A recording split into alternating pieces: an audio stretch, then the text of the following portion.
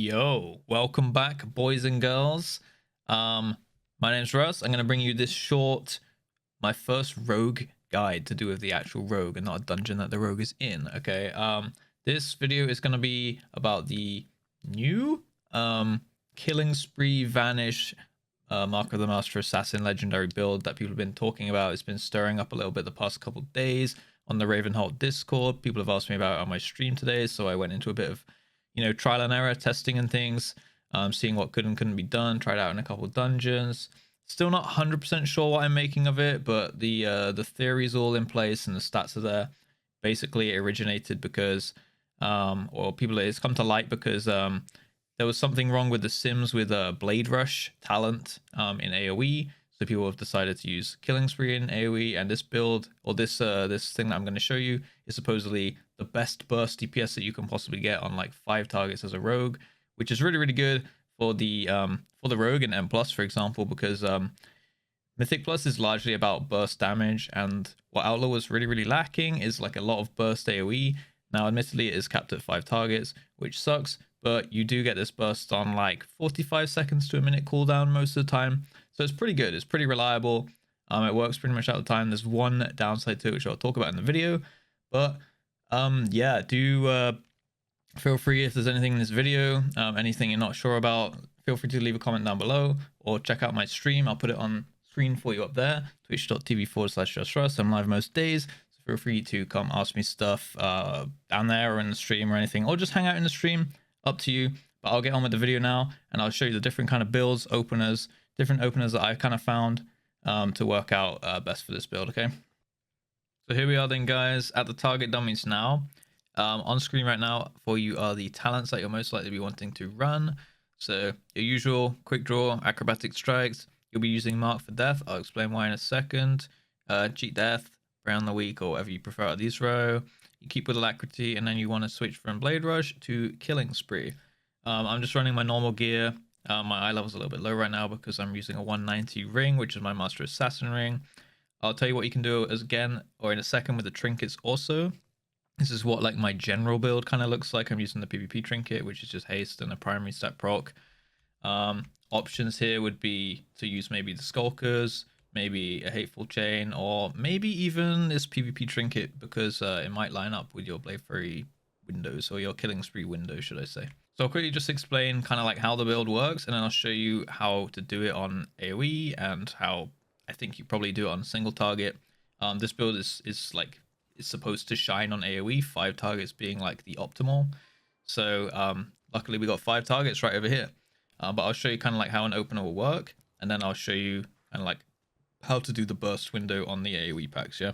So if we read over the Killing Spree talent itself, basically teleport to an enemy within 10 yards, attacking them with both weapons for a total of 8,380 physical damage over 2 seconds.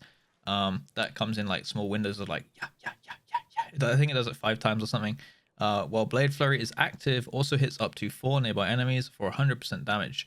So this is essentially going to be doing that 8.3k to 5 enemies, right? Because you're going to use Blade Flurry before you use your Vanish and Killing Spree window, and that's going to be hitting 5 targets for 8,300 damage each, which adds up to about 40k, a little bit more just from the Killing Spree itself. I'll break down all the damage numbers on the details in a second when I do the combo for you. But basically, like the majority of your big burst damage is coming from there. It's a little bit harder to play around. One extra tip, I guess, for how Killing Spree works is when you do use Killing Spree, if you use it on this target right here, I'm standing right now, it will teleport you around all the different targets, but it will always return you to your initial position unless the target that you were fighting dies, and then it will probably like end a little bit early, or it will put you to the next the latest position that you teleported to. So if I do it from like standing right in front of this tiger, for example, and a Killing Spree, it will teleport me all around, but I'll come out again right in front of this tiger, right? So one thing to remember, because the positional thing is the thing that will probably catch you out with Killing Spree if you haven't used it much before. Can get you killed, definitely. That's like what my downside of the build is. The fact that, if you're using this on like a prideful mob, you might teleport all around and the pride blobs hit you, or if you have the pride blobs on you, you might teleport all around and then your team can't really they don't know where to stand, right? Because Like we're trying to dodge and like reposition and stuff like that. So obviously don't use it if the prideful blobs are coming out of you. And yeah, it's just like, it's got these like, you just got to think a little bit more when you play this build compared to like Blade Rush, because you just be like, oh, Blade Rush is up, I'll just fire Blade Rush, you know? So that's one thing to remember with the Killing Spree build. But basically how it works is, I'll take you through it now. Basically, the reason you're running Mark for Death is, how it works is Killing Spree has a 2-minute cooldown, Vanish has a 2-minute cooldown. Basically, what you're going to be doing is you're going to be using Vanish to proc your Master Assassin, and then you're going to be using your Killing Spree to crit with Master Assassin every single time. And because of this passive in the Outlaw tree called Restless Blaze, finishing moves, reducing the cooldown of your abilities, it works for Killing Spree and it works for Vanish, right? As you'll know, it works for Vanish because you've been playing with Vanish, right? Also works for Killing Spree, and because their cooldowns are exactly the same, every time you get 5 seconds off from Restless Blaze off Vanish, you also get it off Killing Spree. So these will always line up, so long as you don't use a finisher between them, right? So if you use a Vanish, then a Killing Spree, and then a Dispatch after, that's going to give you 5 seconds off your Vanish and 5 seconds off your Killing Spree, right? So the reason you take Mark for Death here is not only so that you can maybe get an extra 5-point Dispatch off inside of your Master Assassin window, but also if you can, the more targets that you can snipe with your Mark for Deaths, if they're going to die. So you can use Mark for Death on, let's say this target here is low HP, you can quickly Mark for Death it, dispatch it, and then it dies or something, then you have your Mark for Death back up. Maybe this one's about to die next, and you Mark for Death, dispatch this one, and then you've just got 10 seconds off of your combo, right? Which is like your big burst combo. The more stealths you get, the more damage you do, right? Because the Master Assassin window, you want to be getting as many of these windows as you possibly can, right? So, Master Assassin is basically, it's mostly just for trying to snipe extra combo points, because combo points equals cooldown reduction, right? Also, one thing to note is probably the Roll the Bones buff. Let's see if I roll it. I did. The True Bearing. This one will maybe gain a little bit more value now, because you're going to be getting even more Restless Blaze cooldown reduction when you have this one up. Probably doesn't like completely skew off all the buffs, but you know, more CDR means more of these crit windows, right? So, which means more Killing Sprees, which means more burst damage, right? Which is what Rogue is kind of lacking, yeah? So, with all these things taken into account, basically, you just get this mad burst window. You know how I was talking about this 8.3k multiplied by 5 is 40 something k. Yeah, it's like 41k or something. Now bear in mind that it's all critting. You know, suddenly over 2 seconds, you're now doing against 5 targets 80k damage. That's kind of a lot of damage, right? Like because you know crits are doing twice as much damage. Not only that, but the Killing Spree also procs your poisons like absolute crazy. Because how it works, if you can see here, if I Blade Flurry and I Killing Spree, you know, look at all the numbers coming out, right? That's proccing like on hit effects very often. You can see now, like look how much poisons hit, right? I had 27 instant poison hits in just that tiny window that I just showed you, right? Which is a lot. And as you'll see when I do the combo, is that this is gonna be like 8-ish percent, 8.5% of my damage or something. So yeah, I'll show you kind of like how the combo works now. With all that in mind, I know it's a lot of information. You can pause the video, go back and whatnot if you didn't understand anything. But this is generally how I see it working on a... I've actually just used Killing Spree, so I'm just gonna fast forward and I'll see you when I've cooled down all my abilities. So as I said, the general idea of the combo is you're gonna run in, you're gonna have Roll the Bones up, you're gonna get 3 combo points. Okay, I'm going to Blade Flurry. Okay, Ambush, Vanish, Killing Spree, and Spam Dispatch, and I'll use it as soon as it finishes right there. I just did 133k in that 4-second window right there, which is a lot. And as you can see there, my instant poisons have hit 46 times since I pressed my reset button.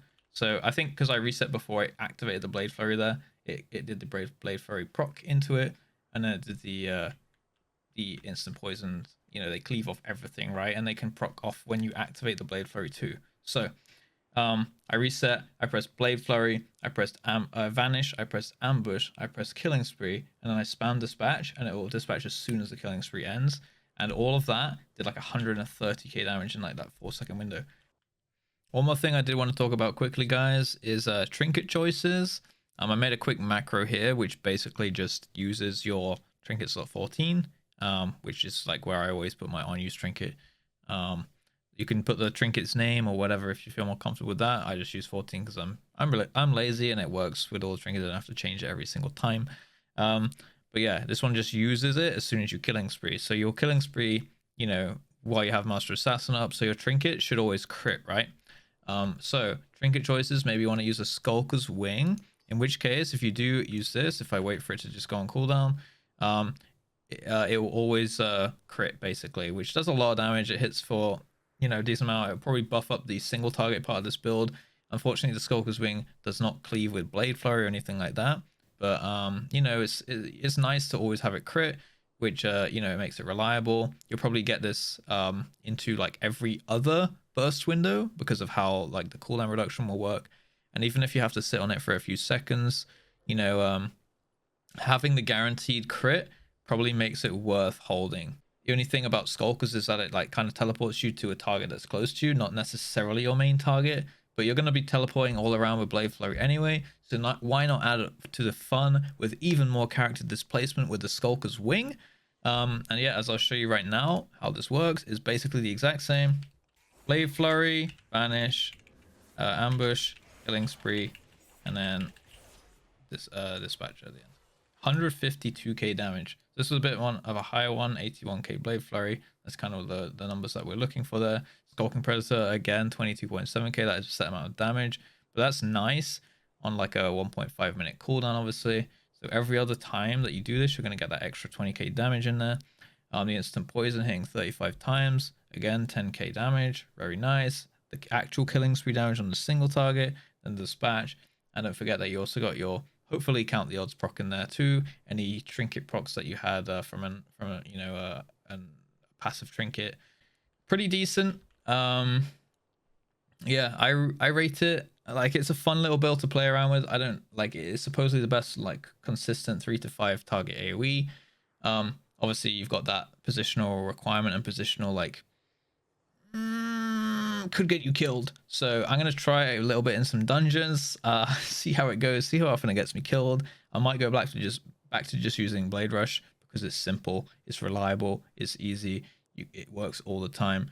For like minor DPS loss maybe, but try this one out for sure. Definitely a fun build. You know, the downsides is basically you can't use your Vanish for any utility. You know, there's tricks that you can do with Vanish, so I wouldn't use this maybe in like Sanguine Depths when you can use Vanish on the second boss or on the chains, on those oppressors and things like that. Maybe not in Necrotic Wake, so that you know, you might want to use your Vanish to pick up some items or to, you know, to use items at certain times. So it might be like maybe not the best play there either. In that case, maybe I would still run Blade Rush. But maybe in like the other side, I maybe wouldn't run this build because there's quite a lot of like single target, and then it's like mass AoE. There's not too many like 5 targets, 5 targets, 5 targets, 5 targets. This build is like really good on like sustained 5 target packs. So any dungeon where you can consistently find between like 3 to 5 targets in most of the packs, this build will be really good on. When there's a lot of single targets, 2 targets, things like that, like the other side, probably wouldn't recommend it as much. Definitely go try out those, see what you think. And yeah, obviously, like, let me know in the comments below if it worked for you, if it didn't. I'm not still like 100% sure about how I would perfectly do this. Like, feel free to go join the Rogue Discord. It's called Ravenholt. I'll leave a link to that one down below or something. You can go chat with them in there about it. It's pretty new, like come to light knowledge, and everyone's like nerding out about it at the moment. I'm not like too much of it like a sim head. Some people are like, oh, I sim this and this build came out slightly different. Like, I'm not too much of a sim head. I'm not like a theory crafter. I'm a feely crafter. I like to feel things out, see how they feel, and like work the maths in my head and see how it goes. And so far the maths kind of checks out on this. But yeah, I don't know, give it a go, see how you feel. Let me know again if you got any comments and stuff down below, or come say hi to me on stream, ask me any questions, or just hang out or something like that. Link for that is down there and on the screen now. But yeah, it's been a pleasure. Hopefully I'll come up with some more like rogue guidey kind of things in the future after I finish off my mythic commentary series. So if you haven't seen in my Mythic commentaries, I go through the dungeons and I talk about, you know, my mindset and you know, my thought process when we get to every pack, little tips and tricks that you can do as a rogue in every dungeon. I got 2 more dungeons to do, and I'll probably bring out like a UI guide because people are asking for that, and a like general outlaw guide, I guess. And maybe I'll move on to some sub stuff. I don't know what I'll do after that, but yeah, I want to keep the content coming for you guys. So if you're interested, do leave a sub, like the video if you liked it. Yeah, subscribe if you're new, dislike it if you didn't like it, but tell me why. Tell me why you disliked it, okay? All right. And yeah, that's about it all from me, guys. Until then, I'll see you in the next one. Peace.